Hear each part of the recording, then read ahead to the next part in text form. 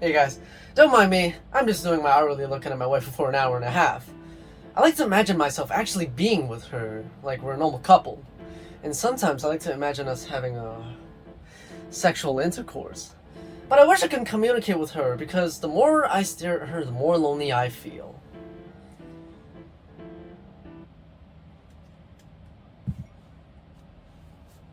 Oh shit. Have you ever wanted to f a 2D image of an attractive female? Well, VTubers are definitely not the thing for you, cause you still can't f them. The advancement of technology and the evolution of the human brain led to the creation of countless forms of entertainment on the internet. We got porn, hentai, anime, and porn. For the longest time, those 5 things were enough to satisfy our weeb desires. I mean, who'd get bored of f***ing sleeping with Hinako where you watch a non-existing anime girl sleep for 45 minutes? I rest my case. But just like anything else, they were getting boring and a bit samey. The internet needed a new form of entertainment. Anime waifus! Kizuna Ai, the online entertainer who coined the term VTuber, is the beloved creation by Japan, and in recent years blew up VTubing with her debut in 2016. Massing over 3 million subscribers as of December 2021, and is the one that made VTubing into what it is now, and laid out the foundation for every VTuber that came after. But what are VTubers? Well, I don't think I need to explain much since they've been mainstream for so long now. I mean, you don't shit yourself when you see an anime girl doing a livestream on Twitch. In a nutshell, VTubers are people who mostly make content on YouTube or Twitch while using computer-generated avatars that primarily look like anime characters accompanied with their own lores and backstories. There are also these idol groups like Hololive where if you look at the channel, definitely seems more cooperative compared to let's say Visojo, which seems more casual and less strict. I was first exposed to VTubers when I watched PewDiePie react to Kizuna Ai singing Hey Monica in 2018. At the time I didn't understand it. It's a person using a 3D model pretending to be something that doesn't exist. Why would anyone want to watch that? That mindset still hasn't changed at all, but with VTubers being commonized, maybe I should try again with an open mind, see what all the fuzz is about. But that's not to say I'll like it. With the debut of Kizuna Ai, more and more people took advantage of the VTubing trend, and it quickly became the goldmine on the internet. In Japan. Yeah, since most VTubers at the time were Japanese, the popularity of them can only go so far with the language barrier. I mean, yeah, there were definitely dedicated channels that translated clips of VTubers for Western audiences, but obviously those videos did miserably, and most people outside of Japan just kinda shrugged and went back to jacking off to half seduction. It was obviously difficult to introduce VTubers to Western audiences since it's in a completely foreign language, and you'd have to know a lot of the inside jokes and memes to actually get into it. That requires a large amount of translated clips, and who would be willing to translate them if there was no audience to translate for? And plus there was this whole cloning thing that happened with Kizuna Ai, where it was discovered that there was actually more than one Kizuna Ai, which caused some worries about the fact that the original could be replaced by one of the clones, causing VTubing to dwindle in popularity. With those two factors, it's no wonder the trend didn't take off in the West. Now that's not to say the trend never gained traction outside of Japan, far from it. There were some ripples of popularity here and there, and one example is when PewDiePie reacted to a VTuber by the name of Shizukarin, which led to a surge of English comments in her stream chat, but that only lasted a few months, again due to the language barrier. Japan also tried to bring VTubers to other audiences in the form of an anime titled Bacheru-san wa Miteru, which isn't even a f***ing anime, but that didn't work out now, did it? So what exactly pushed VTubers to the point they're at now?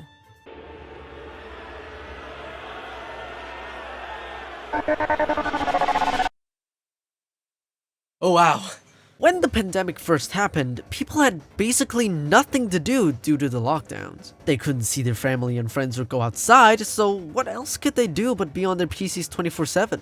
Be productive? No! Unless you've been living under a rock the past decade, you know that anime has taken off in the West tremendously these past years. I guarantee, if you ask any American whether they watch anime or not, 9 out of 10 times they would say yes. Hey VVV, have you seen my favorite anime, Neon Yakushuga Girls? With that said, the VTuber clips I mentioned before were getting recommended to a lot of anime watchers and some non-anime watchers as well due to the YouTube algorithm. With nothing to do, most of these viewers got intrigued and, obviously, clicked. I'm sure everyone has at least done this once. You click on a video, get interested, and fall down the rabbit hole. Which probably describes a handful of people that got into VTubers. I don't blame them. I would have succumbed to the hole if I saw Korone getting jump scared by a bar of soap as well. In late 2019, Kiryu Koko, the first Japanese VTuber to speak English fluently, debuted alongside the collaboration between Hololive and Azure Lane, a fairly popular side-scrolling shoot-'em-up game. Both events boosted the visibility of VTubers outside of Japan exponentially, enough that a dedicated English clipping and translating community could be formed. And with the fanbase from Bilibili also doing the same, the community as a whole grew faster than it ever did before, and it all culminated into the debut of Hololive English in September 2020. The first big English VTuber group. This was a tremendous step for the community. The effort of basically the entire f***ing planet resulted in something incredible. Just like how Kizuna I laid down the foundation for future VTubers, Hololive English paved the way to a worldwide sensation. The debut of Hololive English inspired countless creators to do the same, leading to more and more VTubers popping up on the internet. At first, VTubers stuck to the idea of the audience being able to interact with anime waifus, therefore most VTubers at the time used models of, well, anime waifus. But nowadays, there's a VTuber of everything. Cat girls, dragon girls, shark girls, AI girls, zombie girls, a hot fisherman, a radish man, Satan, a lamp, a rock, a sheep, a dick! A f***ing dick! It's like the equivalent of Rule 34. If it exists, there's going to be a VTuber based off of it. But Cookie, how did you get into VTubers if you were such a Philistine towards it? Well, let me tell you a story. I was minding my own business, wearing my trusty hat, riding my horse, smoking my minutely cigar, when I suddenly came across something.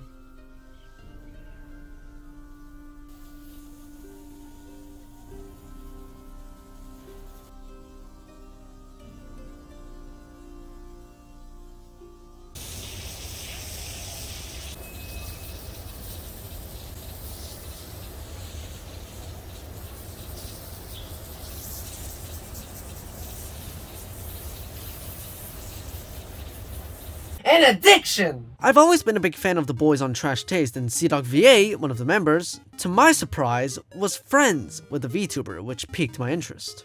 Isn't this the who understands the least about VTubers? In the curious state that I was in, I checked out a video of him with Iron Mouse and found myself becoming weirdly entranced. It's like figuring out you have a foot fetish after finding it weird for so long. After checking out a few more, I was utterly intrigued and bizarrely entertained, which led me to checking out her channel. By then I would occasionally check whether she uploaded a new video or not, but not subscribing cause I just refuse to believe I'm into a VTuber. Look at me now. While searching up some stuff about Iron Mouse, I came across a video by Anthony Padilla titled I Spent a Day with VTubers, which of course, since I was new to the whole VTuber shtick, I wanted to know more and watched the video. In it, Anthony interviews 3 members of Yusojo, Neanners, Zentrea, and wouldn't you know it, George Washington? Iron Mouse. Damn it, I was close! I'm just gonna talk about what Iron Mouse had said, not because the other two didn't have anything meaningful to say, but because the things that she said impacted my viewpoint on VTubers the most. In the video, Iron Mouse talks about the illness that she has, CVID, which means the immune system is weaker than the average and the people who have it are more prone to sickness. And in Iron Mouse's case, it has affected her life so drastically to the point that she can't even go outside. She then explains the reason that she became a VTuber and how it has and continues to affect her life in a way that makes her life so much more vibrant and colorful. After watching the video, I found her story just so incredible, and it gave me an entirely new perspective on VTubers as a whole. I stopped seeing it as something pointless that should be removed from social media, but instead found it as just another way for people to express themselves. By that point, it's obvious I caved and subscribed to her channel, followed her on Twitch and Twitter. I basically became a simp.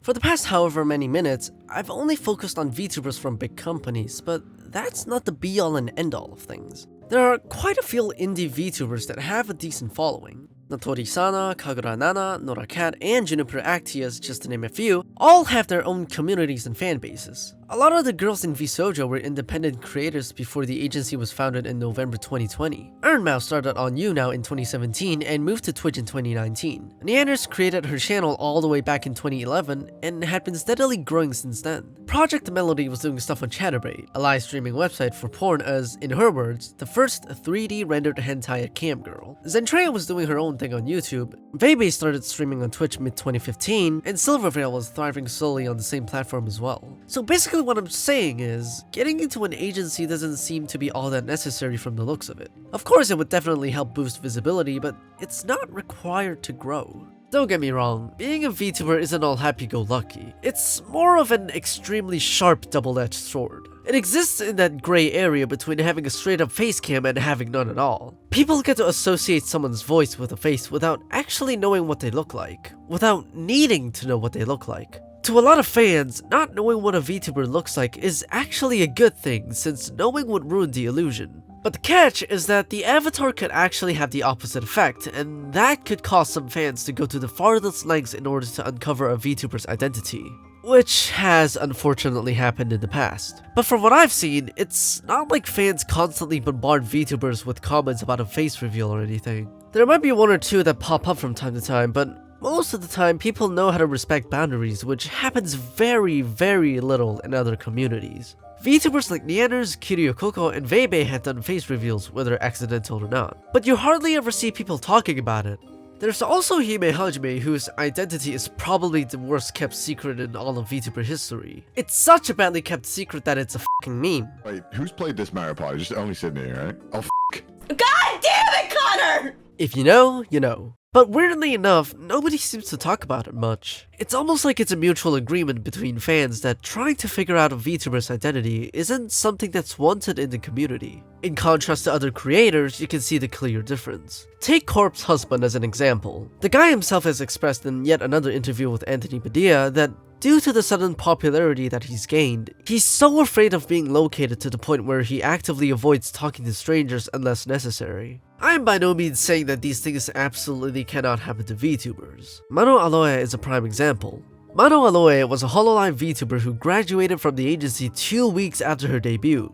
I won't get into the nitty-gritty of it all though. Basically, she was doxxed multiple times and harassed because a private test stream from her alongside some personal information like her private Twitter account, Nico Nico account, and landline address were discovered. In the test stream, she revealed some information, now confirmed rumors, about another VTuber from a separate company. Coupled with the questionable things she'd posted on her private accounts 4 years ago led to a lot of hateful people harassing her. And that ultimately ended with her graduation from being a VTuber. The thing is, these things happen way less to VTubers compared to other creators. And like I said, fans tend to respect boundaries and push away fans that don't, creating a much safer environment for their respective VTubers. Generally, you see way less toxicity at events like the one I just mentioned in the VTuber community. But it's a matter of fact that these things will happen, which is the unfortunate reality that we live in. Assholes exist, and we can't do anything about it.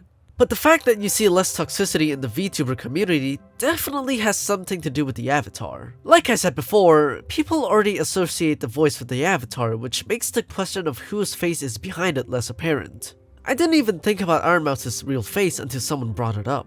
And even then, I just shrugged it off because I didn't and still don't need to know what she looks like. Which I personally think is part of the beauty of being a VTuber. The deeper connection I feel with the avatar and voice combined compared to if it were just a voice is enough to quell the unending curiosity that I would normally have if she wasn't a VTuber. And I want to make something clear, I'm not the type of person to ask for a face reveal from anyone. I find people who do that really disrespecting because if they wanted to do a face reveal, they probably would have done it already. I believe it's in our nature to want to know things, so wanting to know someone's face I think is perfectly acceptable. It's whether you can control your actions that make the difference. Ironmouse was my first ever introduction to the world of wonders that is VTubers. And before her, I thought they were edible! And I'm currently already addicted to something else entirely, so I really didn't need another one. But thank you, Ironmouse. Thank you for adding a crippling addiction to my ever-growing list. As a side note, I do want to talk a little bit about Kiryu-Koko's graduation. If you don't know, the term graduation in the VTuber world means that the VTuber in question will be leaving their associated agency. Kiryu Koko, perhaps one of the most iconic VTubers that impacted Hololive the most, graduated on the 1st of July in 2021. Even though I only recently got into VTubers and know nothing about most of the members of Hololive, watching her 2-hour graduation stream somehow got me feeling emotional. I didn't mention this before, but Koko had a big part in the creation of Hololive English. According to the VTuber wiki, she encouraged the making of Hololive English and made trailers to promote the audition for it, so without Koko, VTubers probably wouldn't have become as big as it is now. And to see her go, to me felt sort of like an end of an era for VTubers, and I'm sure fans of hers felt the same way. The fact that her graduation stream at one point had 500k active viewers and raised over $300k with Super Chat alone speaks of how big of an impact she had on the community. And to be honest, I'm a little sad that I didn't know about it sooner. It was certainly a bittersweet end, and even though I'm late to the party, I'm happy for her. After seeing the world of VTubers for what it is, I can confidently say that I see the appeal of it. It's not really the characters that people tune in for, no. Anyone can wave their hair around like a fucking maniac using an avatar. In my unholy opinion, it's the person behind the avatar that attracts viewers. It's the same for any other content creator if you think about it. Anyone can get a camera and play games, but in most cases, the personality behind the camera is what counts. There's no difference other than one is a person behind a camera and the other is behind an avatar. You don't see people watching Gura because of her model, they watch her because of how chaotically entertaining she is, and the shark girl thing is just an added bonus. Watching them more and more made me realize the fact that these aren't characters. These are actual human beings that are just trying to entertain us. And seeing VTubers like Iron Mouse, who's so talented and such an honestly good person, have to deal with something so difficult is heartbreaking, but inspiring, and further enforces the fact that VTubers are people that have their own lives and issues. But the fact that she's still able to push through it all with a smile on her face leaves me with nothing but respect for her and every single VTuber on the internet. VTubers started off as an enigma to me. I didn't understand them, so like any normal person would do, I rejected the entirety of them, and it's kind of funny how I started with agreeing with CDogVA about his opinion on the subject, and now he's the reason I watch them. I'm gonna go kill some kids. But I'm glad that I chose to give them a chance because now I finally see them for what they truly are. They're not people pretending to be something they're not, they're just people who simply use a different means of entertainment to, well, entertain. And I'm honestly a big fan of the concept, and I'm excited to see where VTubing goes in the near future. But there's only one thing that's preventing VTubers from perfection. You still can't f*** 'em!